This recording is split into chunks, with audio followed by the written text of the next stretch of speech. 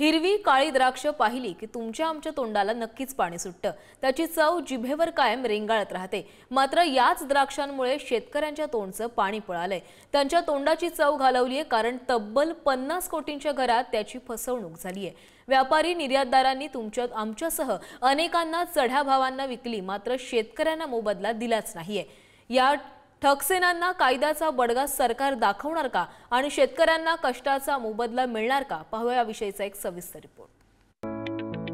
डोळ्याला सुखावणाऱ्या या लगडलेल्या द्राक्षांच्या बागा, जिभेवर ठेवता क्षणी एक वेगळाच गोडवा आणि आनंद देणारी द्राक्ष।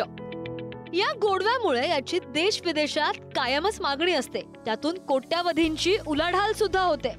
मात्र हीच द्राक्ष उत्पादन करणाऱ्या शेतकऱ्यांसाठी आंबट ठरली आहे, कारण त्यांची एक दोन नव्हे तर तब्बल 50 कोटींहून अधिक रुपयांची फसवणूक झाली आहे। दिवस रात्र राबून जपलेली द्राक्षांची बाग जेव्हा बहरू लागते, तेव्हा यंदा तरी आपल्या कष्टाचं चांगलं फळ मिळेल अशी आशा त्याच्या मनात निर्माण होते। मात्र त्याच्या भोळेपणाचा फायदा घेत व्यापारी आणि निर्यातदार त्यांना गंडवतात। गेल्या वर्षी आधी वरुण राजाच्या लहरीपणाचा फटका बसला। विहिरी, नदी, नाले आटल्यानंतर सुद्धा टँकरनं पाणी मागवून शेतकऱ्यांनी बाग सजवण्यासाठी पदरमोड केली, कर्ज घेतलं। रोगांपासून, थंडीपासून त्यांनी अगदी फुलासारखं जपलं। तर कधी कांदा निर्यात बंदीचा फटका द्राक्षांना बसला। बांगलादेश सारख्या मोठ्या ग्राहकानं द्राक्षावरचं आयात शुल्क वाढवून सूड उगवला। त्यामुळे द्राक्ष उत्पादक शेतकऱ्याच्या पदरी नाहक निराशा पडली। या सगळ्या अडचणींवर मात करत त्यानं कष्टानं पिकवलेलं द्राक्ष विकलं।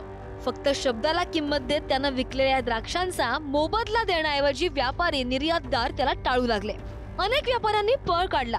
हा सिलसिला वर्षानुवर्ष सुरूच असल्याचं बोललं जातंय। या फसवणुकीमध्ये मोठ्या प्रमाणात 2 ते 5 वर्षापासून शेतकऱ्यांची फसवणूक झाली। आधीच कर्जात नाडवलेल्या आणि सावकारी पाशात अडकलेल्या शेतकऱ्यांची अशा तऱ्हेने जर शेती व्यवसायात लुटमार होत असेल तर शेतकऱ्यांनी कुठे जायचं, याकरता शेतकऱ्यांसाठी एक नवीन कायदा या फसवणुकीच्या विरोधात करायला हवा।